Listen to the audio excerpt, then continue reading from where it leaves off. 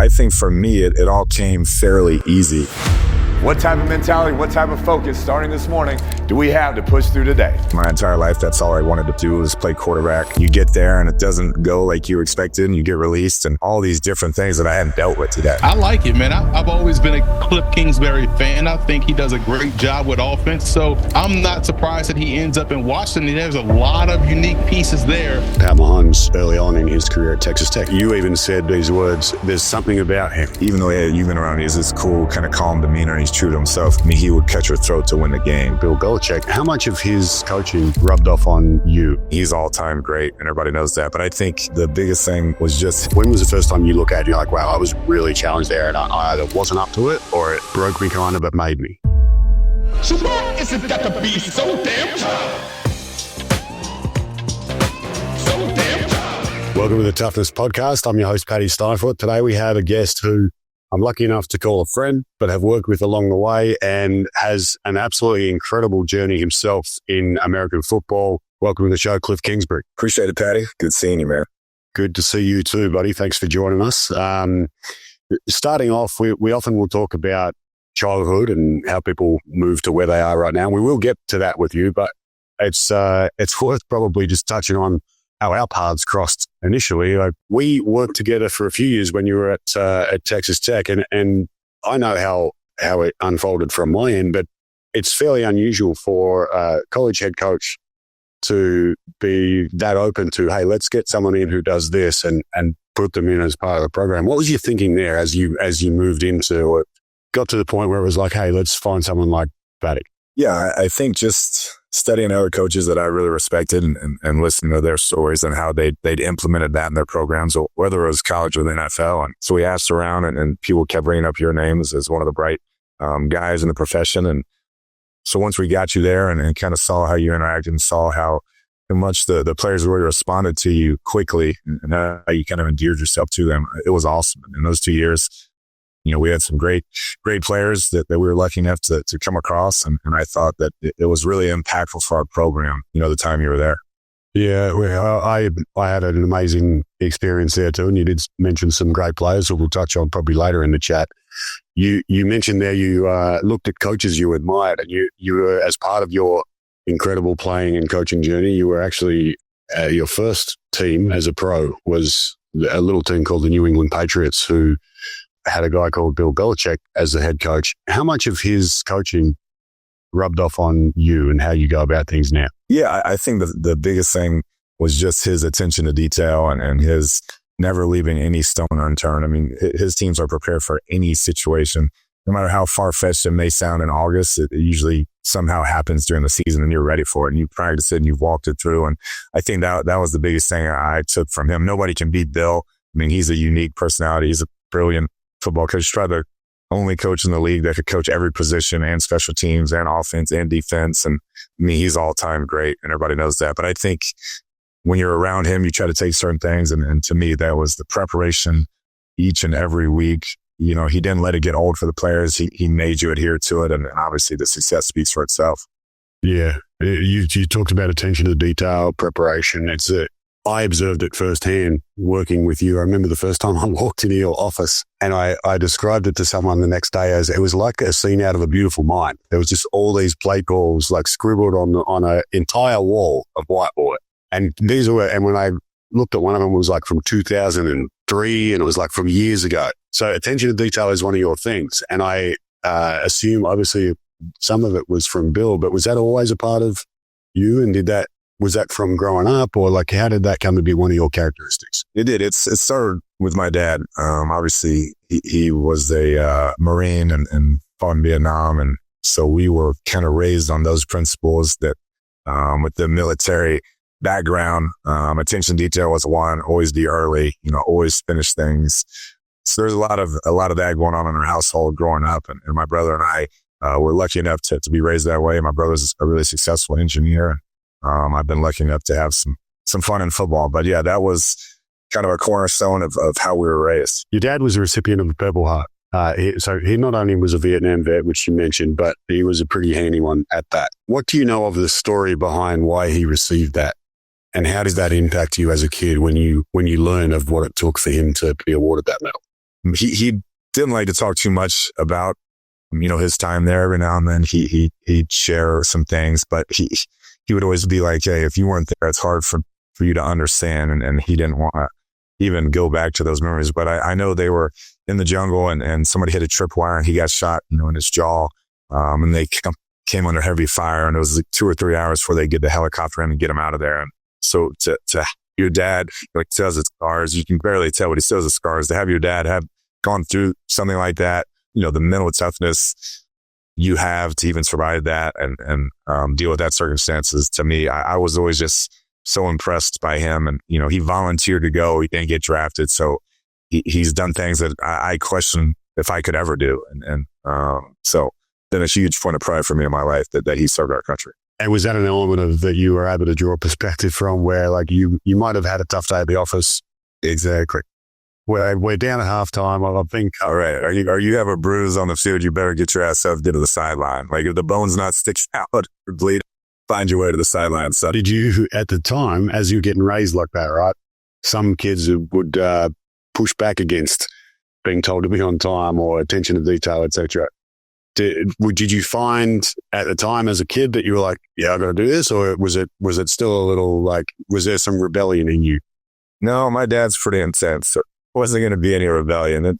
And my mom was a educator in high school, very talented lady, did a bunch of stuff outside of teaching as well. And so both of them, showed us at an early age, if you want to have success, like here's kind of some cornerstones to follow. And we were very lucky to have that. Yeah. And like it obviously led to, you've had an incredibly successful life to date. Still only a young man and a young coach, but the purpose of this show and this series is to talk about some of these characteristics that you said your dad instilled in you, and they made you a good football player, a good coach.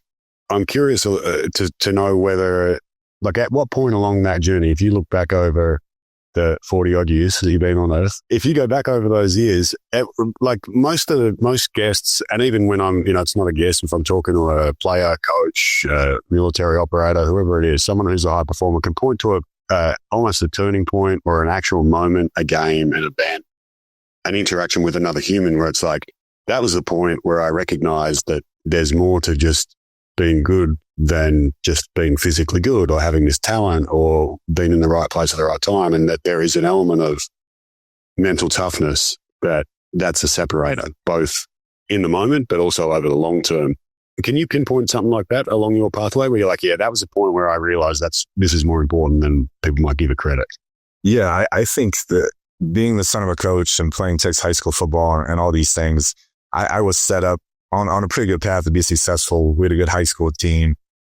Things played early in college, so things were going pretty smoothly. And I think that I was fortunate enough, to get drafted by the Patriots that you talked about, and to witness Tom Brady, who has the great story probably in the history of sports when you're talking about overcoming things and, being a 6th-round pick, splitting time in college, and just watching how he did everything at an elite level, the maniacal approach where it was his entire life was dedicated to being the greatest quarterback of all time, the food he puts in his body, the routine, the recovery, all of it.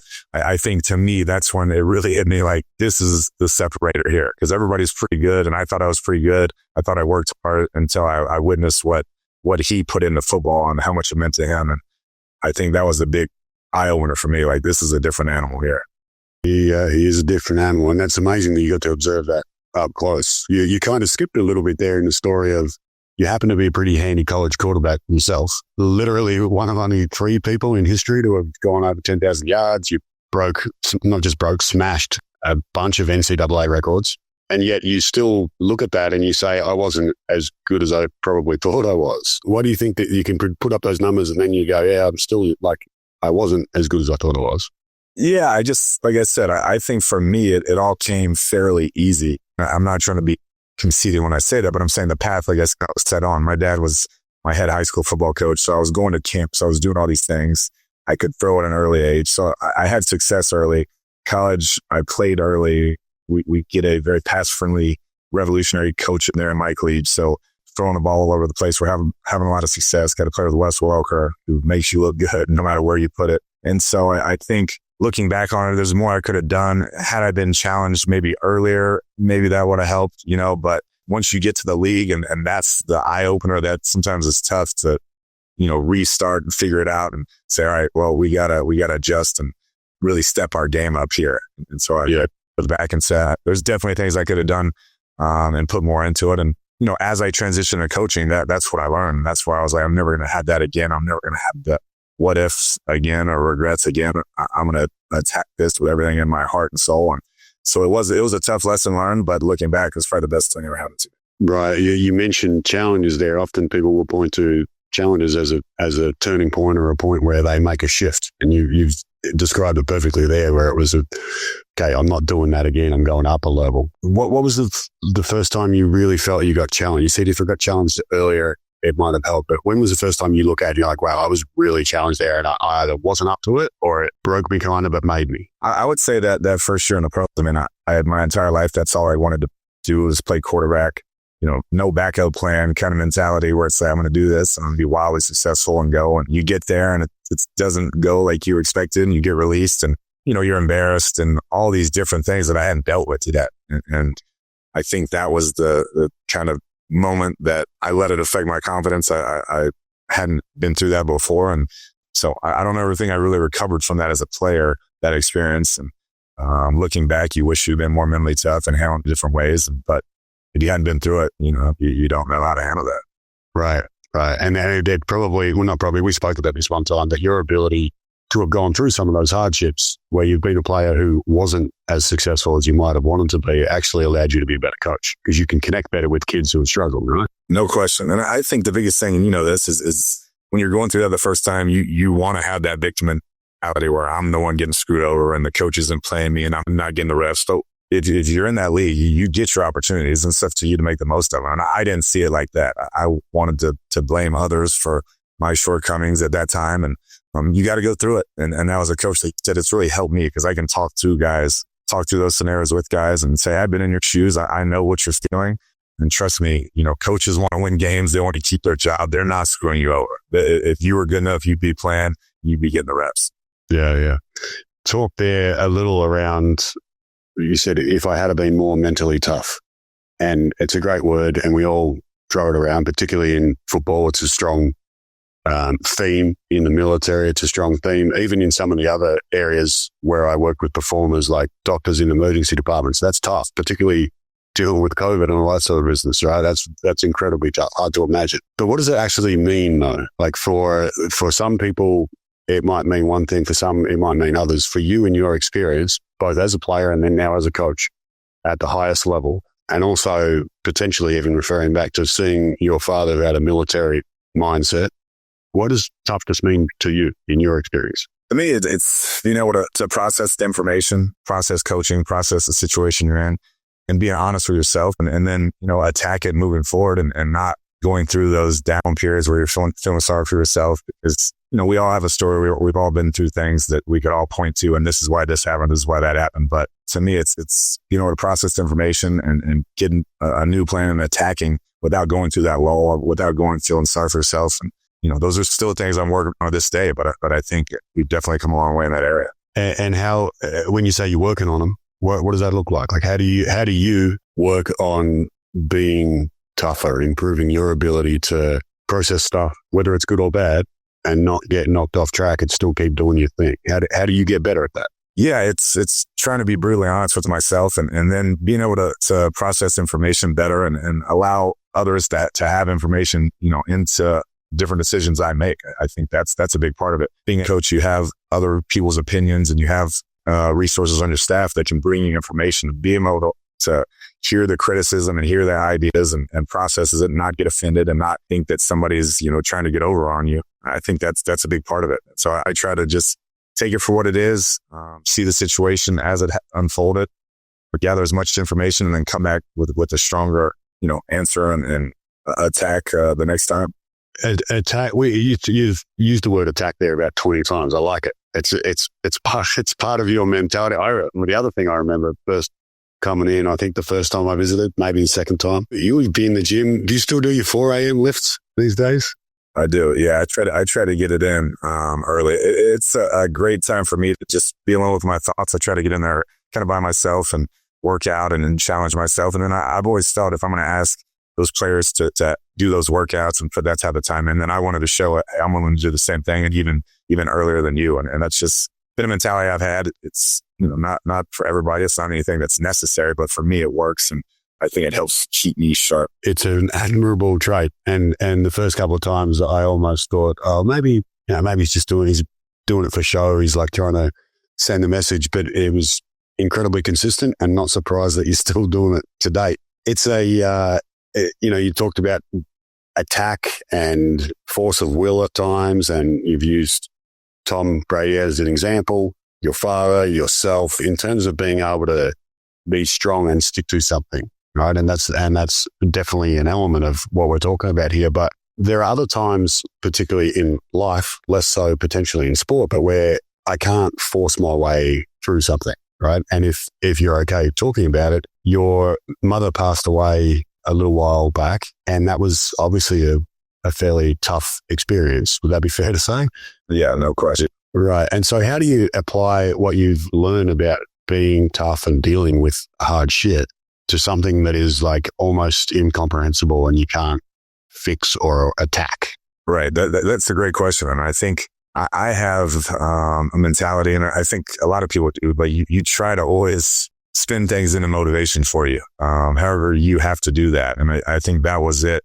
When my mom passed away, she was a fantastic, like the best mom you could ever possibly have. Always, gave to my brother and I everything she had, made sure we were as comfortable in life and on a path of success as anybody could possibly be. And so when she passed, I was down for a bit, and had the dark year or two where I did feel sorry for myself and went through it. And then I think you just figure out, hey, I want to make her proud, and I want to show her what she raised and who she raised. And so I was able to turn that, into motivation. I still use it to this day, but there was definitely the healing part of it, I guess, where you went through it and you felt sorry for yourself and woe is me.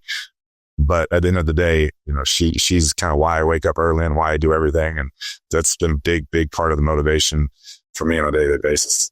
It's a great, a nuanced answer there that you gave around, like, at times it's not about sometimes ignoring how you feel, or it's not about getting through things. Occasionally it is taking that feeling and channeling it into something. How often do you find as a coach that you're having to help facilitate that for a player, even a fellow coach, even yourself sometimes, to be like, hey, this is shitty, but how are we going to actually make things better as a result of that? I think that's a big part of my coaching, method is I put a lot of thought into that. All right, we just got blasted at home. It was embarrassing. We're all embarrassed. All right, how do we spin this and make sure that we don't let it linger and let it beat us twice? And what is the verbiage I'm going to use to make sure, like I talked about, we can go right back into attack mode and not feel sorry for ourselves over the next 3 days, which would allow us to get beat again. And so I'm big on that. I think that's how I coach. I'm not a big negative guy or let things linger or let things sit. I want to flip it somehow and make sure we're all on the same message and pushing forward in a positive way as soon as possible. The ability to flip that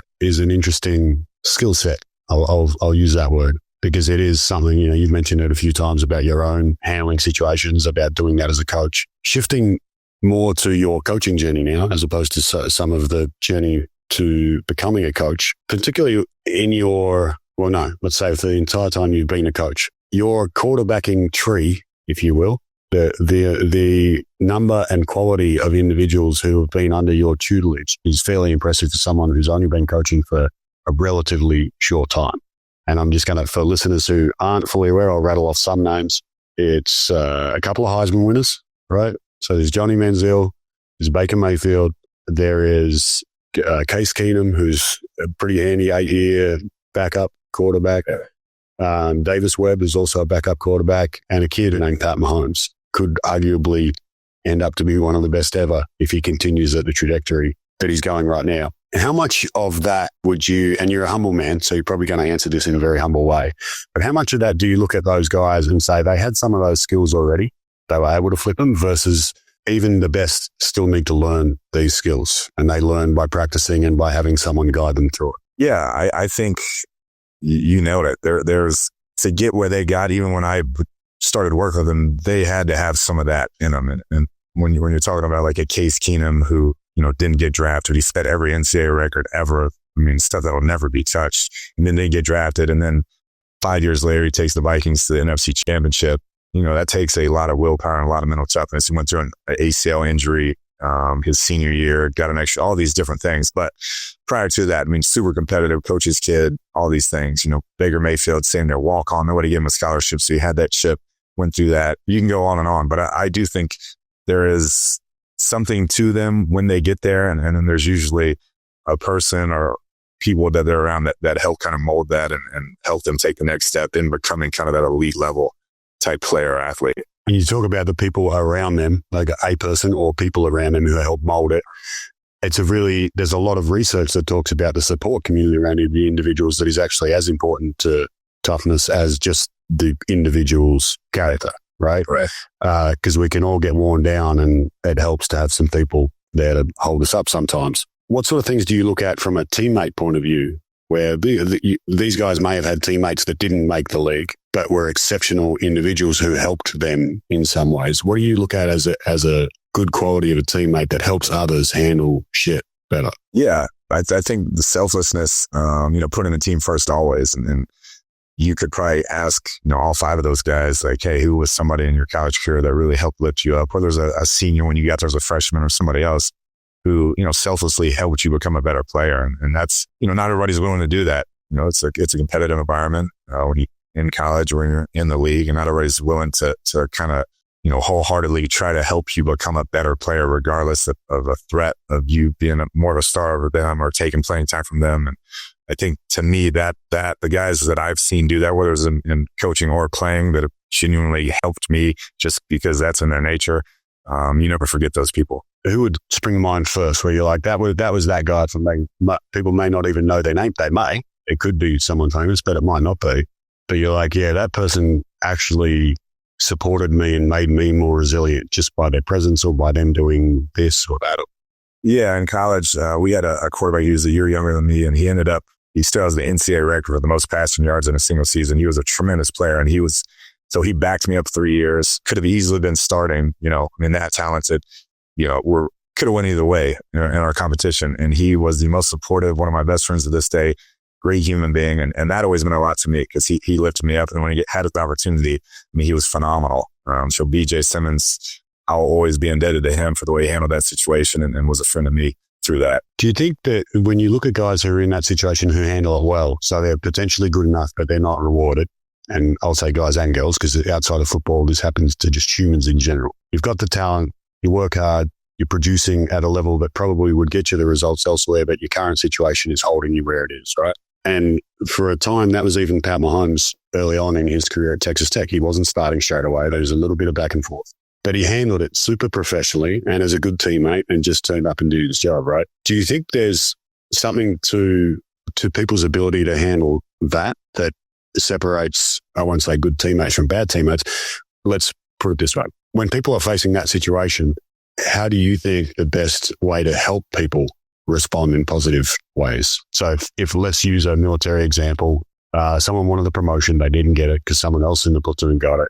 And as a fellow squad member, I need to be able to turn to that person and help them get through it. How would you suggest people help other people get through that stuff? I think that's a great scenario. You talked about it. It's, to me, it's recognizing, letting those people know you recognize how good they are, what they could be doing. You appreciate them and just making sure that they understand that. To me, when it goes dark and you think you're doing everything you can and nobody's showing you any sort of recognition and you feel deserving, that's the tough part. But as long as, hey, the guys that you trust and believe in are pointing out, hey, you did a hell of a job, you could have easily had that, keep grinding, great things are coming.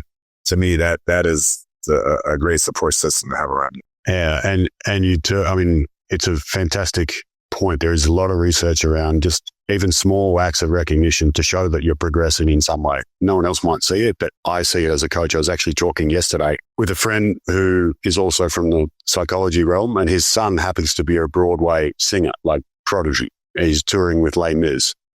And he used to, when he's on tour, he would have all these amazing people who are world class point to him and say, hey, great job, kid. Like, you crushed it today in that song, or you were great tonight. And now all he does is sing by himself and he gets no feedback. And he was talking about like how hard it is to recognize that progress in the absence of external feedback, right? That's the whole saying. It gets lonely at the top. 100%, 109%. But that, in essence, we actually started talking about it was the value of a really good coach or mentor or guide is that even in the absence of external recognition, I know this whole thing well enough that I can chunk it down and just say, just do this one thing. And if you do that well, we're like, it's a millimeter closer, but you are moving closer to what we want. Did you have someone like that from your coaching tree, let's say, rather than becoming a good player, as you started to become a coach, how did you know that you were getting better as a coach, as a leader? Yeah, I think I was fortunate enough. Kevin Sumlin gave me an opportunity, I guess, in 2008 to be an offensive quality control at the University of Houston. And he was a guy who was really positive and would just kind of let you know consistently, hey, I appreciate you doing a heck of a job. You know, you're on the right path. And then he allowed me to be myself, which that's huge. I think sometimes different coaches want people to kind of be in their footsteps or emulate them. He didn't. He wanted to be myself, you know, act the way I act, dress the way I dress, call plays the way I call plays, coach the way I coach. And he would reinforce that to me. And that went a long way. And so I always have a great appreciation of that because he didn't kind of stick me in a box that you're going to coach this way, you're going to dress this way, you're going to act this way. He allowed me to be myself. And to me, that's kind of made all the difference in the world. It's a great example of, I'm going to actually hold it up here because you've said two things, which are both true, but they kind of conflict a little bit, where one thing is my dad taught me this and it was drilled into us. We are rigid. We do not compromise. This is who you are. And you're going to do these things, right? Versus one of the coaches who had a big impact on your coaching was like, yo, you do you. Like, if you're going to be that guy, if you're going to be whatever. So can you see how they kind of... Yeah, no doubt. And I think that's the thing. I was still going to, you know, try and be the first one in the office. I was going to try to outwork people. I was going to have this detail my work, but my personality was going to be myself. I wasn't going to try to act like somebody else, coach like somebody else, design plays like somebody else. And so I think, you know, there can be that healthy mix, but being true to yourself to me is huge in this profession. And if you're not, I think, you know, players, particularly at this level, can see through it and they can feel that. For sure. We spoke about that a bit about Pat, actually. I remember having some chats where there was, you even said these words, there's something about him. And I didn't know enough because I'd only been around him for maybe a few visits during the first year I was there. But as time went past, I was like, yeah, I can kind of see what you're talking about. There's just this thing. And guys gravitated to him because he was himself, right? A lot of the work that we did on a leadership front for some of the players, Pat was included in that, was trying to get guys to agree on, here are the non-negotiables. Like, this is what we're about as a team, but you can still be yourself, right? Right. How do you reconcile that with players who are like, you know, but me, I'm a lazy guy. Like, that's part of their personality, if you will. How do you talk through a player whose part of his personality doesn't fit with the values that you're trying to instill? That's a tough one. And I think to me that becomes where it's really team driven, which you were big on when we worked together, was that can't be as much from the coach maybe as from those teammates and their culture and what they'll accept from that player. And I think that's the way I would handle that, is like, hey, this is our culture. Our players understand that. And guys, you got to make sure this cat knows that won't be accepted. Yeah. I mean, and there were some good examples of that while we were there. You did say that Pat had something about him by the time he was there, and you already had him, right? You coached him for a year or two at that point. You'd obviously seen plenty. What about as you were recruiting someone who has turned out to be exceptional, off the charts exceptional? Back when he was in high school, you obviously liked him well enough to say, hey, come play with us. And you were one of maybe 2 schools who made offers, 4 schools. He wasn't highly regarded, right? Right. And so what did you see besides his physical capabilities? Because he's got a rocket arm and his dad played ball. So there's a little bit there.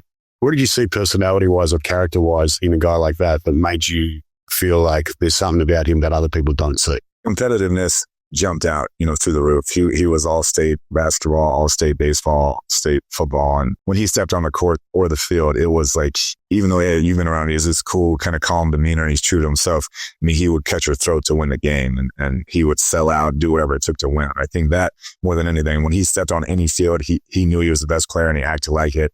And just competitive, you know, to the nth degree. Yeah, I have absolutely seen that. And that's been amplified more in recent times, obviously, right? what people see of cutaways on the sidelines and his speeches to his team. And I think you've seen, and this brings up a good point, that leadership can evolve and be developed, because that wasn't who he was completely. I mean, the players loved him because he was true to himself and he led in his own way. But being as vocal as he is, I mean, even at Tech, it was year 1, year 2, year 3, and now watching him in Kansas City, I mean, he's up here. The way those guys and the way he interacts with his teammates, and it's just, so it can be developed, and he's a prime example of it.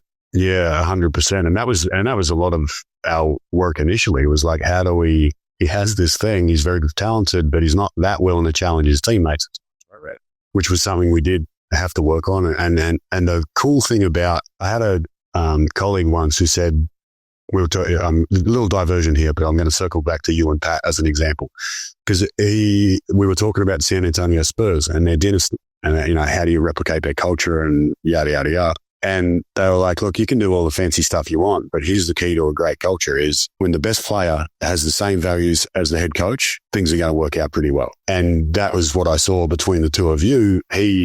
He did grow and evolve in that leadership stuff. He got better as a football player, clearly. But there was elements of his approach to some of the work that we did that were basically mirror images of what I would have expected if it was Kliff Kingsbury sitting in there at the same time of his college career, where if you put something in front of him, he would do it. And it was just, there wasn't I'm going to be a little bit lazy, a little bit late. Everything got done. Everything, even if you didn't quite know exactly where it was going, he was going to be all in on it. Did you see that before he got there, or was that something that revealed itself to you as you started working with him one-on-one? More working with him, I knew, like I said, he was super competitive, obviously incredibly talented, but I didn't know just how, like you said, willing he was just to hop in and do things. And very, very smart young man, as you know. I mean, that's, I think, a piece of his game that gets lost is he's a brilliant young man at a 3.7 GPA. He retains information, give it back to you as good as anybody I've ever been around. But when you ask him to do something, he's going to get it done. And that's worked out for him, obviously. Yeah.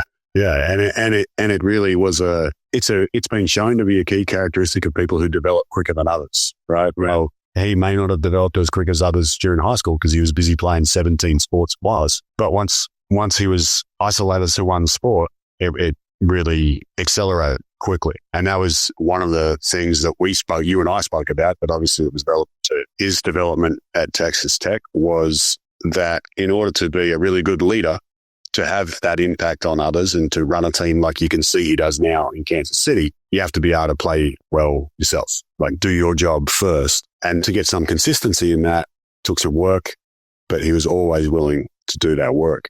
Is there an equivalent for you that obviously you've been in football and swallowed up by football for decades now, but is there something outside of football that you look at and you're like, that I see that in a similar way? There are other people in this different industry that I'm kind of in contact with that I see those same characteristics and the same displays out as success in that arena.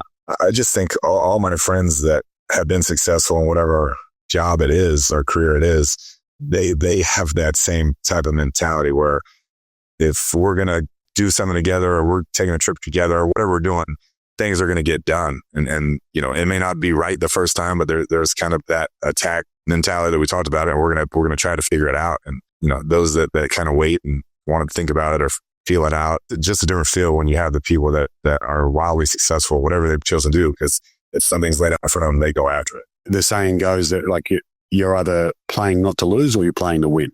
And that applies clearly in football, but in life as much. I'm curious, you've mentioned a few of what I would refer to potentially as heroes, like people you look at and you're like, I have tried to emulate them in this area. You've spoken of your parents, Bill Belichick as a coach.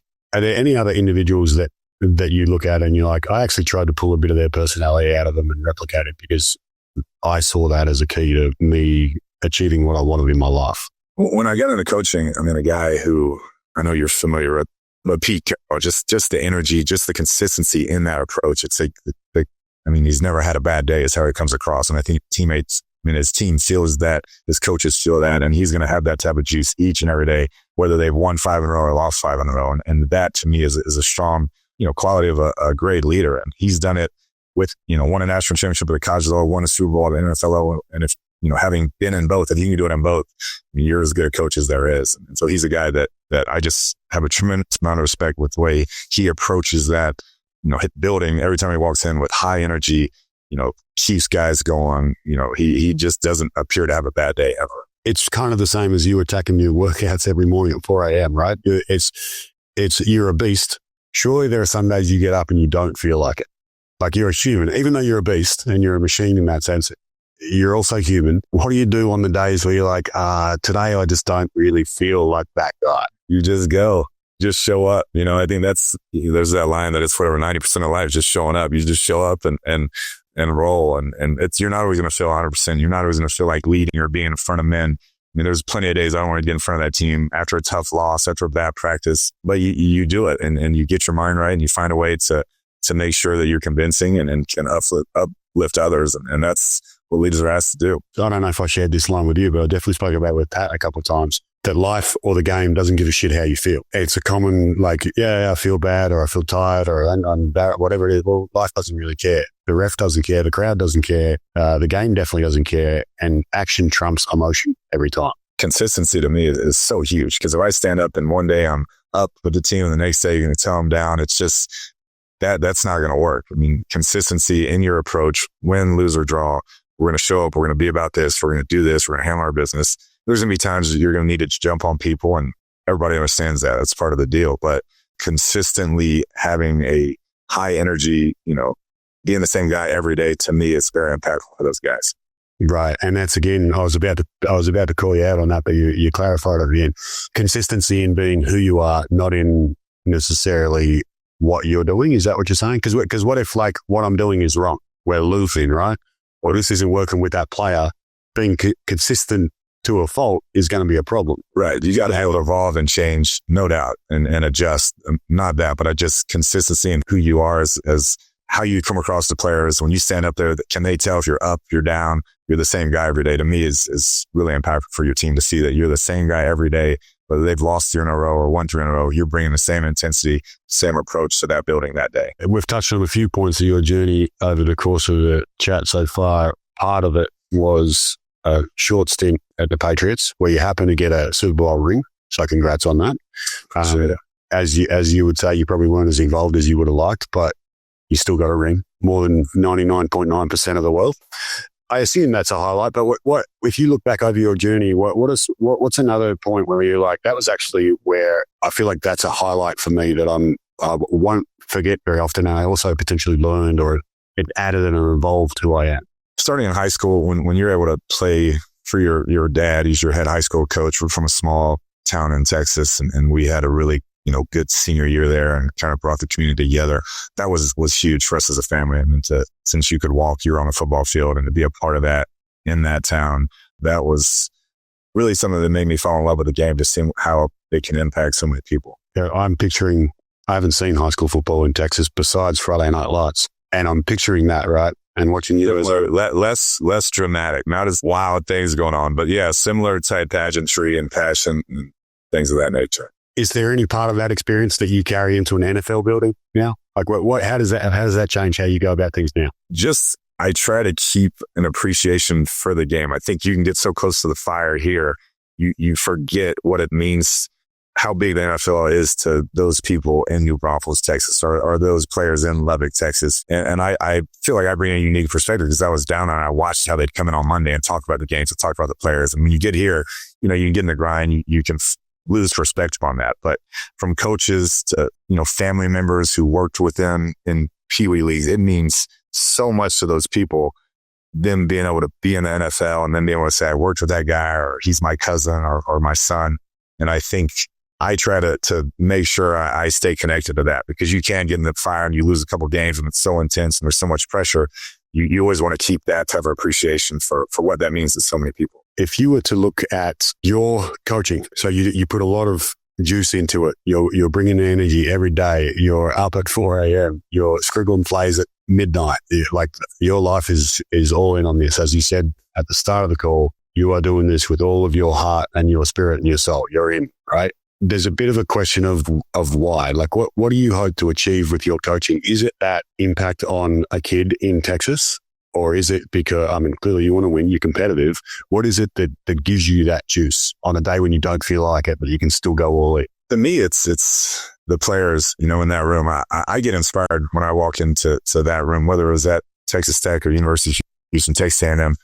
Their stories, what they've overcome, who they are as people, and to try and help them maximize who they are, to me, gives me a great feeling of accomplishment and success and fulfillment. And they're pretty incredible when you go down the line of if you've made it to this level, what you overcome. Some of them come from, tough backgrounds, tough scenarios, and somehow, some way they were able to persevere through all of it to get to this elite level of athletics. And I just want to make sure that I'm adding to their story and trying to help them become the best, person and player that they can become. You're reminding me as you shared that answer there of, do you remember at one point I put together a little document of like, here over the course of a 12 game season, 16 game season, here's a theme that might come up each week.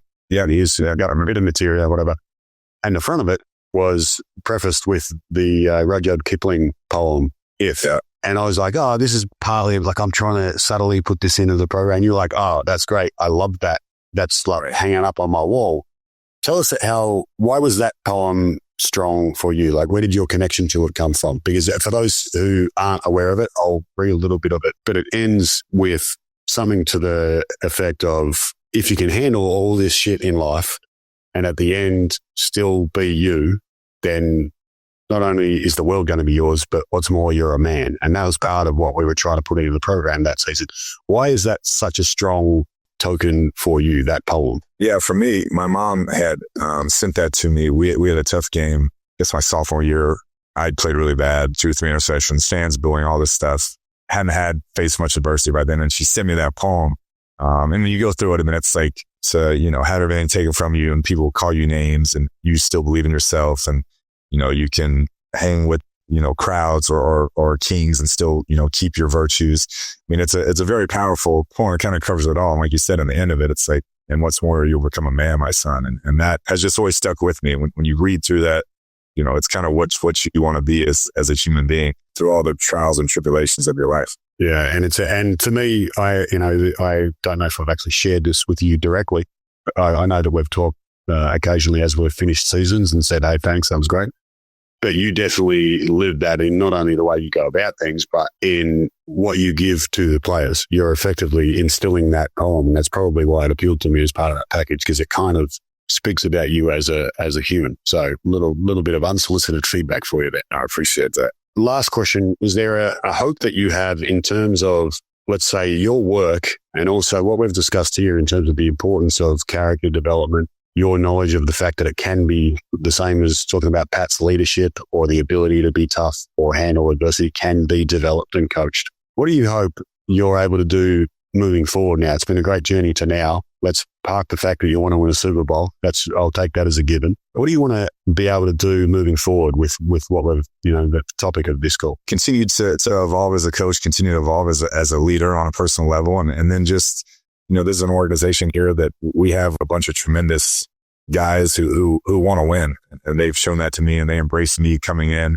They got in behind me and have supported me. So I want to help, bring success to this organization. The belief in me coming from where I came from, the unique circumstances, something I always be indebted to. And so I just want to help lift this organization and make it a place that players want to come and try to compete at a high level. Very cool. And then one last question that I almost forgot, but it's something that I ask every single guest, because regardless of what arena you're playing in, whether it is NFL football, college football, or it is a battlefield in the Vietnam War, whether you're in a surgical room, whether you're on stage in Broadway, what I refer to as sweaty palms moments, where it's like, okay, we're about to do this and I can't go backwards. Like, it would actually be worse if I tried to get out of what's about to happen.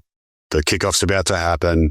We're about to make our first move, whatever it is, and it's too late now. But I know that I'm nervous, right? You face that in a number of ways, playing, obviously, coaching, obviously. But when you sit for interviews as a head, like I want this head coaching gig and I have to go and present people, there's another one of those examples, right? Press conferences, I'm sure sometimes feel like that. And so when you have those moments, what would your advice be to someone, whether it's someone in the military or it's someone at school about to sit an exam, whatever it is, someone's going to have a chat with their girlfriend, well, it could be anything. what would your advice be to someone who's about to face that and handle that moment? Like, how do you actually not just get through, but how do you attack that as opposed to just get through? To me, it's you go back and find moments that you've done it before. We're all going to have those experiences. I think you got to be able to look inside yourself and find moments that you've powered through before, you've attacked tough scenarios before, and you're going to come out of it all right. Great advice and a great way to end the call, Kliff. Thanks again for your time. Obviously a topic that's dear to your heart, and you live it, like I said before, every day. So really thankful for you coming on. Good luck for the season coming up. Hopefully it goes ahead, and hopefully you get better this year and get closer to that goal. Appreciate it, Patty. I'm going to just say this. I know there's a lot of military personnel watching, and just want to thank everybody for their service. Being the son of a Marine and a Purple Heart recipient, there's never been a prouder, I guess, point in my life than knowing that my dad served our country and fought for our country. That's always been something that's been close and dear to my heart. It means the world to me. And I just have such a great appreciation for all of y'all. So thank you for all you do.